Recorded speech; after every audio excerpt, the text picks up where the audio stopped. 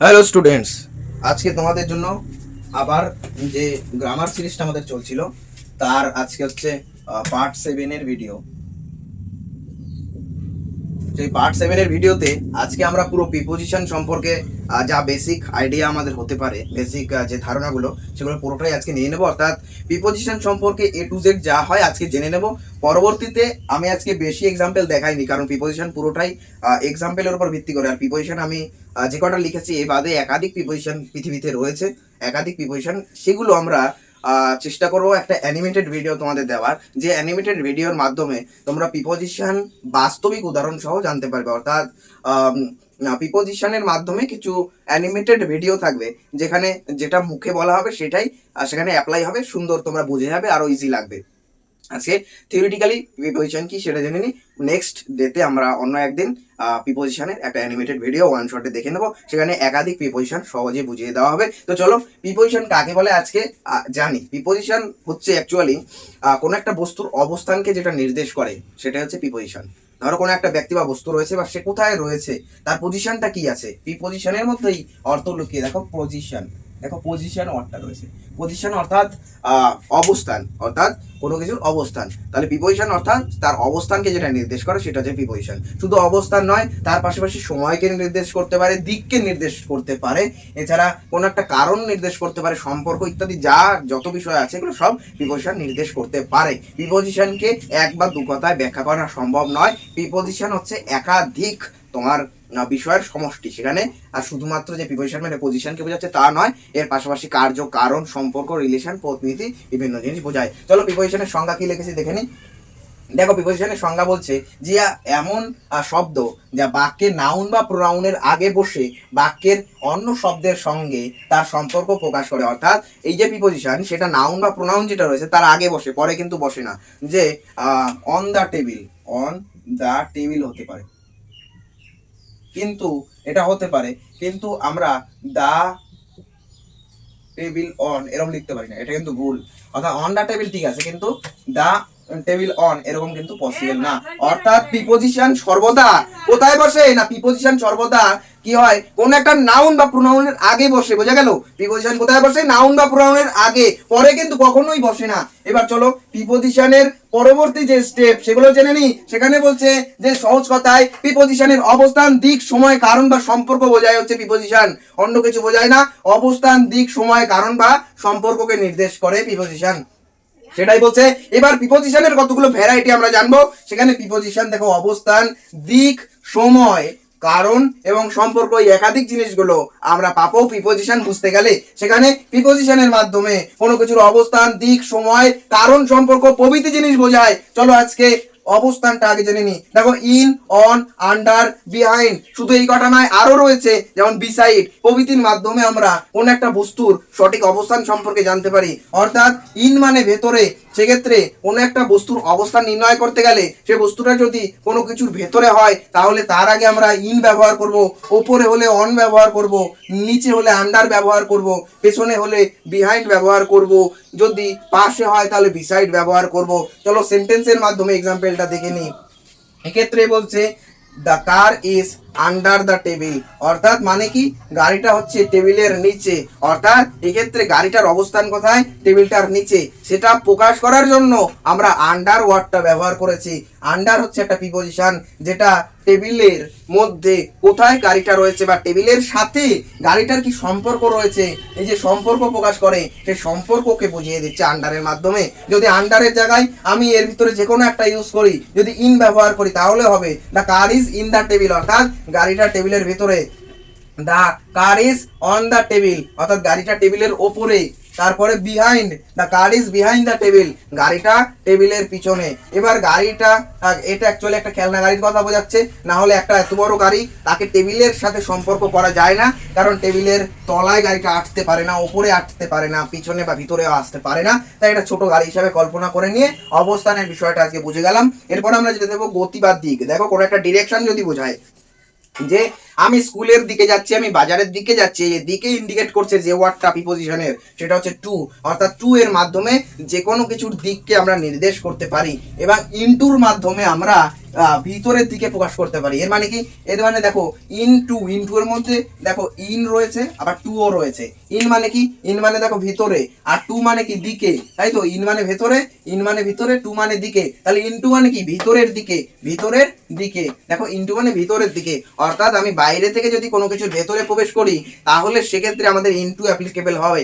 এর মানে কি, এর মানে দেখো আমি ধরো বলছি আমি ঘরের বাইরে থেকে ঘরের ভিতরে প্রবেশ করলাম, এক্ষেত্রেও আমি কোনো একটা কিছুর দিকে যাচ্ছি, টু তো আসছেই, কোনো কিছুর দিকে যাচ্ছি, কিন্তু এক্ষেত্রে আমি বাইরে থেকে ভেতরে যেহেতু প্রবেশ করেছি, ইন যেহেতু হয়েছে, ভেতরে যেহেতু হয়েছে, তখন সেই সব ক্ষেত্রে আমরা ইনটু ওয়ার্ডকে অ্যাপ্লিকেবল হিসাবে ধরি। সেক্ষেত্রে ইনটু প্রিপোজিশনকে আমরা বেশি প্রেফার করি, কারণ ইনটু মানে ভিতরের দিকে, ভিতরের দিকে মানে কোনো কিছুর বাইরে থেকে ভেতরে প্রবেশ করা, সেইটা হচ্ছে ভিতরের দিকে। ইনটু, এইটাই হচ্ছে ইনটু প্রিপোজিশন। বোঝা গেল না যায়নি? এরপর আমরা যেটা দেখবো সেটা হচ্ছে টু ওয়ার্ডস, অর্থাৎ অভিমুখে। এক্ষেত্রে টু যেটা কাজ করে কোনো কিছুর দিকে, সেই একই রকম ভাবে ইনটুটাও টু ওয়ার্ডসটাও একইভাবে অ্যাপ্লিকেবল হয়। অর্থাৎ কোনো কিছুর দিকে যদি আমার গতি বোঝায়, যে আমি স্কুলের দিকে যাচ্ছি, অর্থাৎ হি গোজ টু স্কুল, সে স্কুলের দিকে যায়, এখানে টু এর জায়গায় আমরা টু ওয়ার্ডস ব্যবহার করলেও একইভাবে প্রিপোজিশনটা অ্যাপ্লিকেবল হয়। অর্থাৎ টু ওয়ার্ডস আর টু একই রকম ভাবে আমরা ব্যবহার করতে পারি। এবার চলো সময় প্রিপোজিশনের ক্ষেত্রে দেখিনি, অর্থাৎ কোথাও যদি সময় থাকে বা টাইমিং থাকে, সেক্ষেত্রে আমরা যে সমস্ত প্রিপোজিশনগুলো ইউজ করতে পারি সেগুলো এখানে রয়েছে। যেমন হচ্ছে অ্যাট, নির্দিষ্ট সময়ের আগে আমরা অ্যাট ব্যবহার করতে পারি। মানে আমরা যদি বলি যে ড্যাশ 10:30 AM, এটা যেহেতু নির্দিষ্ট সময়, তবে এর আগে আমরা অ্যাট ইউজ করতে পারি। যেহেতু নির্দিষ্ট সময় রয়েছে, তার আগে আমরা সর্বদা অ্যাট ইউজ করতে পারি। তারপরে দেখো অন ইউজ করতে হয় দিন বা তারিখের আগে, দিন বা তারিখের আগে অ্যাট ইউজ করতে হয়। এর মানে আমরা যদি এখানে দিই সানডে, ড্যাশ সানডে, তাহলে যেহেতু এটা একটা দিনকে নির্দেশ করছে, তাহলে এখানে আমরা অন অ্যাপ্লিকেবল করতে পারি, অন বসাতে পারি, যেহেতু দিন রয়েছে তাই অন সানডে ব্যবহার করতে পারি। শুধু কি দিন তা নয়, এর পাশাপাশি আমরা যে কোনো তারিখ ইউজ করতে পারি, অর্থাৎ অন 4th জুন, অর্থাৎ 4ই জুন, এখানে তারিখের আগে আমরা অন ইউজ করতে পারবো।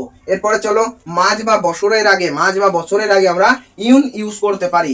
এর মানে ধরো এখানে একটা মাস দিয়ে দিল, অর্থাৎ ড্যাশ জুন, তাহলে এখানে আমরা ইউজ করতে পারবো ইন, অর্থাৎ ইন জুন, অর্থাৎ মাসের আগে আমরা ইউজ করতে পারি। এবার একটুকে খেয়াল করবে যে আগেরটা আমি লিখেছিলাম ড্যাশ 4th জুন,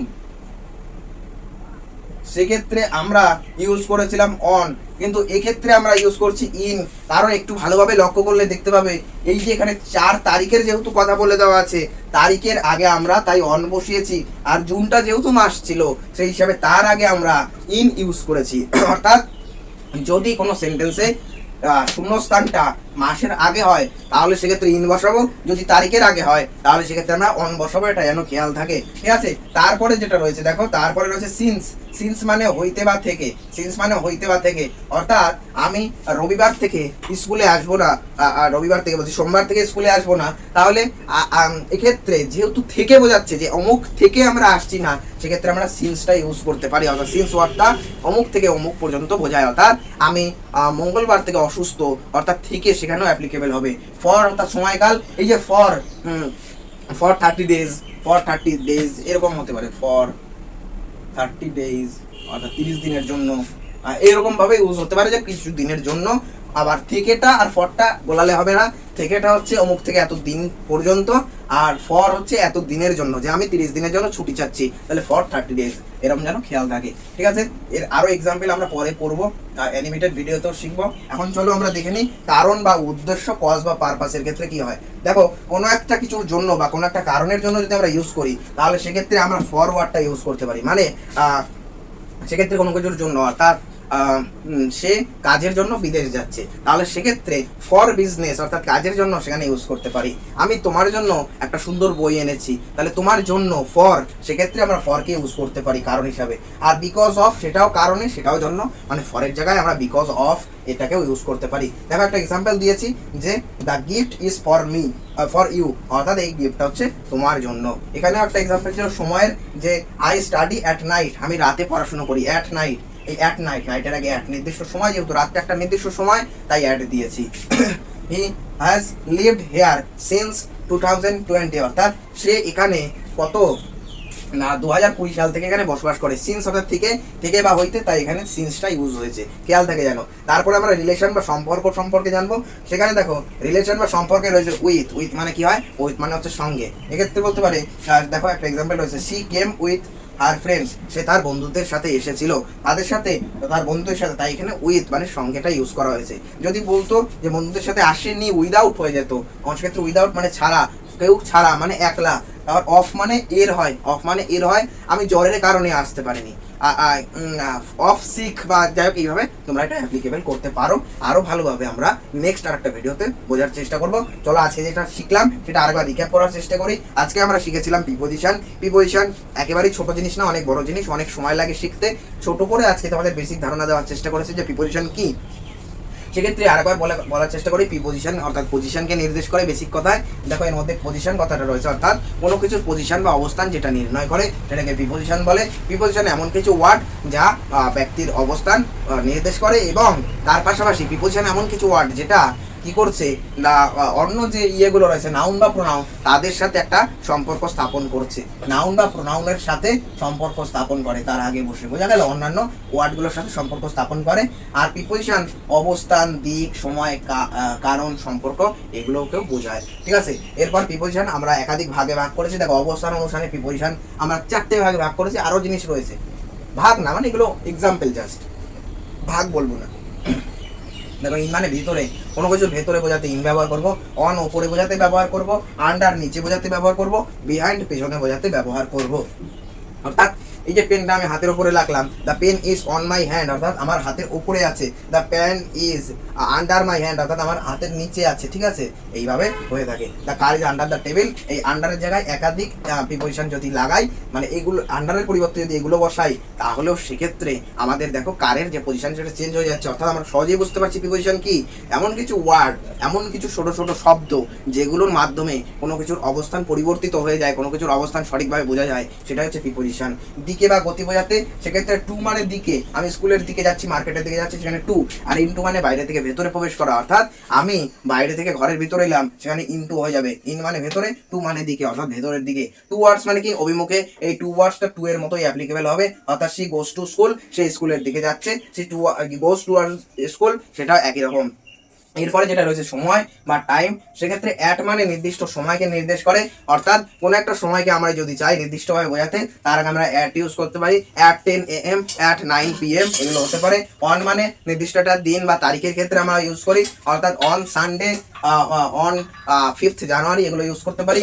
ইন মানে মাস বা বছরের আগে ব্যবহার করতে পারি, অর্থাৎ in January, in July, in February এগুলো হতে পারে। সিন্স অর্থাৎ হইতে বা থেকে, তার এক্সাম্পল আমি দিয়েছি যে he has lived here since 2022, অর্থাৎ সে এখানে 2020 সাল থেকে বসবাস করে, অর্থাৎ হইতে বা থেকে, সেক্ষেত্রে সিন্স ইউজ করতে পারি। ফর দ্য সময়কালের জন্য, অর্থাৎ আমি 30 দিনের জন্য ছুটি যাচ্ছি, আমি 50 দিনের জন্য অমুক জায়গায় যেতে চাই, সেক্ষেত্রে ফর বা জন্য ইউজ করতে পারি, মানে ফরটাও এই ফর হিসাবেই অ্যাপ্লিকেবল প্রায়। তারপরে কারণ বা উদ্দেশ্যের জন্য আমরা ফর ইউজ করতে পারি, ফর মানে জন্য। আর বিকজ অফ মানেও সেই জন্যকেই বোঝায়, অর্থাৎ কোনো কিছুর জন্য। The gift is for you, গিফটটা হচ্ছে তোমার জন্য। এরপরে যেটা রয়েছে সম্পর্ক, উইথ মানে সঙ্গে, সেক্ষেত্রে বলতে পারি she came with her friends, অর্থাৎ সে তার বন্ধুদের সাথে এসেছিল, সেক্ষেত্রে উইথ মানে সঙ্গে, উইদাউট মানে ছাড়া, অফ মানে এর, এইভাবে আমরা কিন্তু এগুলোকে ইউজ করতে পারি। তো চলো আজ এই পর্যন্ত থাক। প্রিপোজিশন কতদূর বুঝলে কমেন্ট করে অবশ্যই জানিও। নতুন কেউ হয়ে থাকলে গ্রুপে জয়েন হওয়ার জন্য এক্ষুনি ডেসক্রিপশন বক্সে যে লিঙ্কটা রয়েছে সেটাকে ক্লিক করে দাও।